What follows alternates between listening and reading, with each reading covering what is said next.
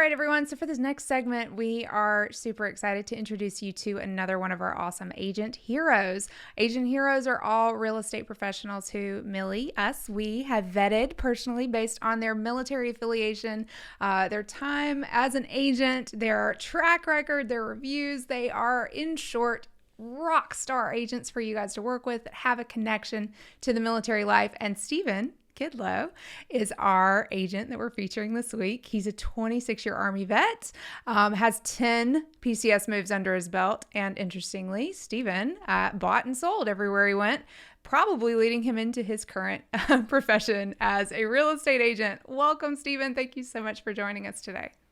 Well, thank you. Thank you for having me on.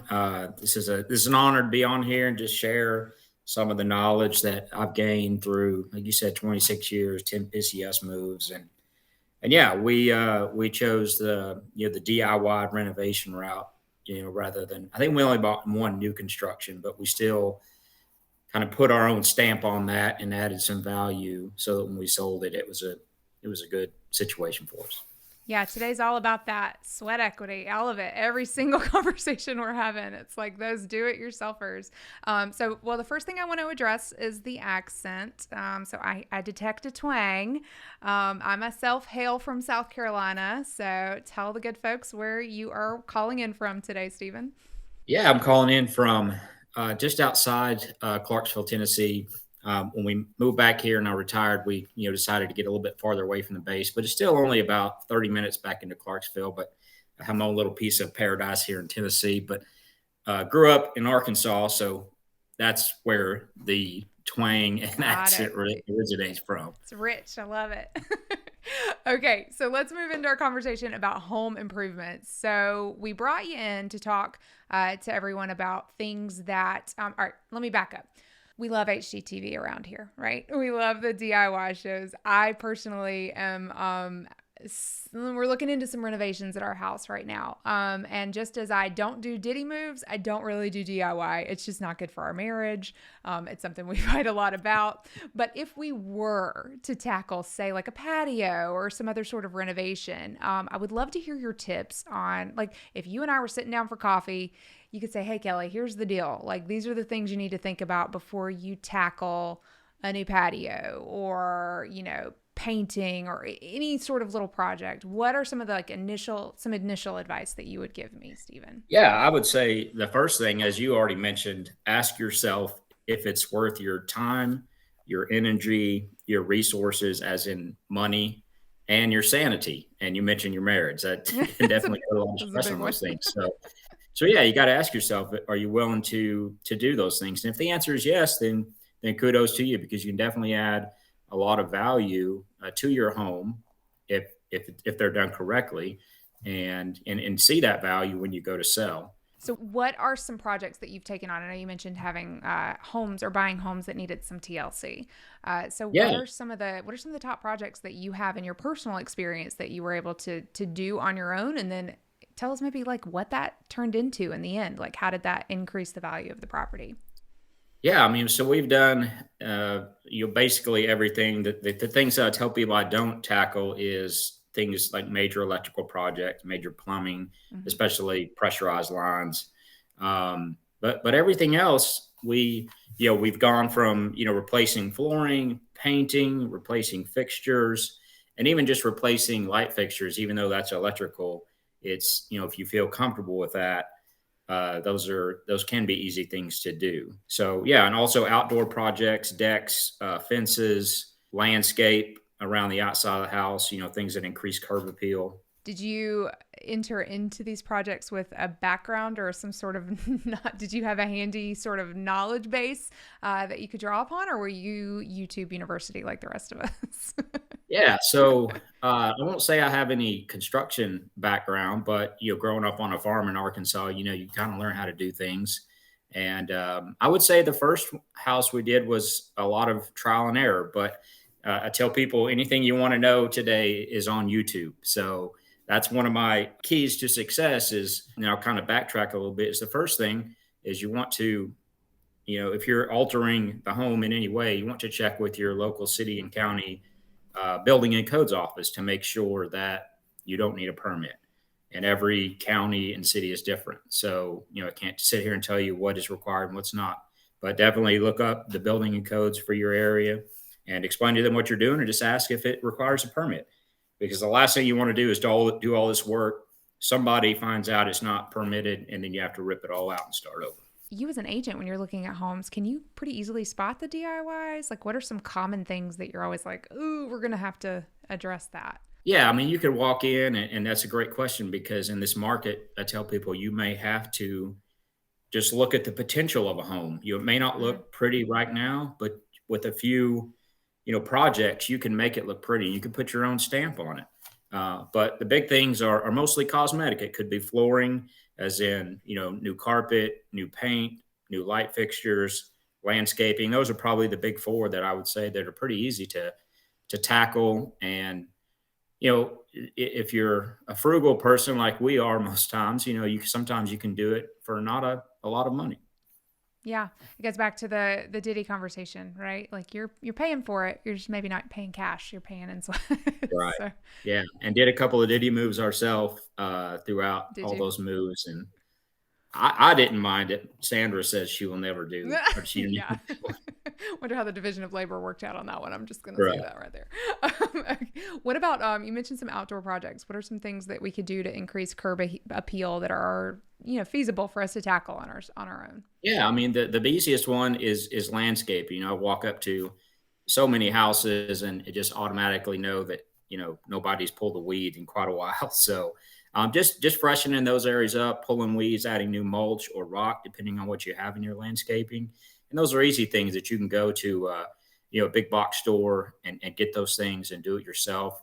Add some plants, especially now that it's springtime, is the best time to kind of freshen those areas up with some new spring plants. And again, it's the first impression of your home, and just like with when you meet people, the first impressions are lasting impressions. Yeah, it seems minor, but really it has it sets the tone. Like the whole Right. time the people are looking at your house, like they're remembering Yeah. what they walked into. So Yeah. And a huge. couple other easy things are, painting your door. I know, Mm, you obviously want it to match the color palette of the rest of the house, or, the colors you have around the house. But, maybe just doing maybe an edgy color. I see a lot of yellow, blue, green doors, and, I probably wouldn't do that, but it looks great. have a Also coral. updating the, Yeah. the numbers on the house. There's some, just easy things like that. The mailbox, getting, one of the new fashionable mailboxes, the shutters on the house, whether they're vinyl shutters or wood shutters, just touching those up or replacing them or painting them. Again, it just, shows that you as the homeowner have cared for the house, and people are going to see that, and they're going to think differently, as opposed to if they walked up and it wasn't done. Yeah, they'll start to pay more attention, right? I know I'm like that. As again, we were talking last week about having your household goods delivered, and I tell the movers like, take care of these things because that tells me that you took care of everything. Exactly. It's the same for your house, take care of these things like the Yeah, weeds in the bed and even just having the windows cleaned, right? Like there are just so many little things that if I see that are out of place, now I'm going to start to pay more attention to everything else that might be out of place, whereas I might have exactly. overlooked it. So Yeah. great tips. Okay, so like when we're talking about buying a project house, what are some of the things that you like? How do you decide what to do first, or if it's even a feasible project to begin with? Yeah, and again, it goes back to, what are you comfortable with? It's okay to get out of your comfort zone, but in a house, where you kind of see that as your relaxation place after a hard day of work. You want to come in and know that maybe you bit off more you can chew, or the house is just a mess because you took on more than you bargained for. But with a project house, I would recommend, if you don't have a background with doing these type of things, have somebody come in before you're actually committed and get some quotes, so that you may think something may cost a couple $1,000s, and once you've bought the home, you realize it's double or triple that. So if you have time, and it's hard in this market because houses are moving so fast, but if you have time, definitely have somebody come in and get you some quotes on what things would cost. So, going in and you're making an informed decision. That's a The second thing would be to not take on too much. As you start, maybe you start with the flooring and the paint, but finish those before you start anything else. Because the mm-hmm. one thing that I know personally that puts a lot of stress on me, and Sandra would concur with this if she was here, is that I start something and I get it probably 90% done, but I don't finish up the details until, it's time to move, and actually Mm. sell the house. So I would say when you start something, finish that project and then move on to the next one. I'm guilty there too. My husband says I leave a trail of evidence every time I start something new because I never quite get it over that finish line. That's Yeah. great. I just wanted to underscore what you mentioned about getting quotes. I think that's fantastic. And not just like, well, the last time we put in a deck, it cost X much. Y'all, lumber's through the roof. There are so many things happening in the world right now that it might be a good idea to just, even if you just called a contractor and said, hey, what are things looking like these days? Right. Just to kind of get a rough idea. That's really Yeah, smart. exactly. Yeah. And then I would say also, if it's something you feel like you can tackle, but you're not sure, there's some great resources on YouTube. Like one, I don't know if we can plug a Oh, sure. specific page, but Ron Hazelton, if you just Google Ron Hazelton on YouTube, he has some great videos and goes into enough detail to get you going, but it isn't like, so much detail you're sitting there watching an hour-long video and you fall asleep. So it's good. Also, talk with friends. Maybe some friends have done those types of projects, and honestly, you learn the most when you're doing those. Lessons learned, just like we did in the Army, AARs, all that good stuff. Mm-hmm. So talk with friends, see what they did right or did wrong, and kind of pick their brains as far as what tips and tricks they can share with you. I know it sounds foreign these days, but pick up a book and read it on Oh, the God forbid. I know. the last thing is a lot of products have installation instructions. So if you Hmm. just, read the package or the can, or whatever you're doing, it has very detailed instructions on how to install it in the right way. That's great. Yeah, you're speaking my love language right now. Read the instructions. And just a tiny little bit Yeah. of marital I'm guilty advice. of not Okay, doing that. So see? I'm a Uh-huh. do as I say, not as I do. Uh-huh. Yeah, my sweetheart is a more of a kick it, make it work versus like let's Yeah.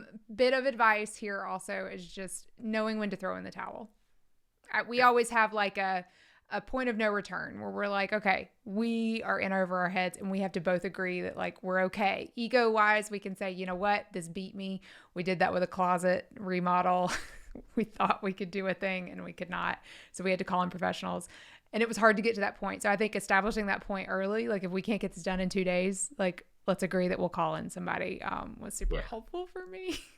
Yeah, So, that's a great point. And honestly, Sandra and I have learned, and we've done a lot. We actually were finishing up a big remodel in our, what we're calling our forever house. We don't plan on mhm. moving anymore, but we made the hard decision to actually let others come in and do the work rather Mhm. than sacrificing our time and energy doing it. We could certainly have done it, but Sure. it was just like, we're trying to enjoy life now in retirement. Let's let some other people come in and do the heavy lifting and all that good stuff. And Sure. it's honestly, it's been stressful, but just as stressful for me because I'm such a details guy that, sometimes I see them doing stuff like, man, I wouldn't do it that way, but I just Mhm. have to let them Just do let their them do thing. it. Yeah. I'm telling you, this is such a good conversation to have in the Diddy Talk because we're talking. You could switch this whole thing over to watching the movers do the work versus doing the work yourself. Yeah. So just be clear on what season you're in right now, right? If you're in a DIY season and these are all things you have the energy for, go for it. But there is no Yeah. shame in hiring the professionals to do it either. So, Right. Stephen, Yeah. thank you so much for your time and for sharing these awesome insights with us. We really appreciate you. And thank you for Yeah. being in our network. We adore having agents just like yourself to refer our friends, our family, our community out to make sure that they are taken really, really good care of. And again, if you're in the Fort Campbell area, you could be working with Stephen or Sandra. Yeah. And thank Yeah. you for the opportunity. And, this is my purpose and passion after the Army is helping military families and veteran families, find a home or sell a home, if they're not comfortable with that process. So, yeah, again, thanks for the opportunity and happy to come back anytime you need me. Awesome. All right. Thanks so much, Stephen. We'll see you next time. All right. Bye bye. Bye.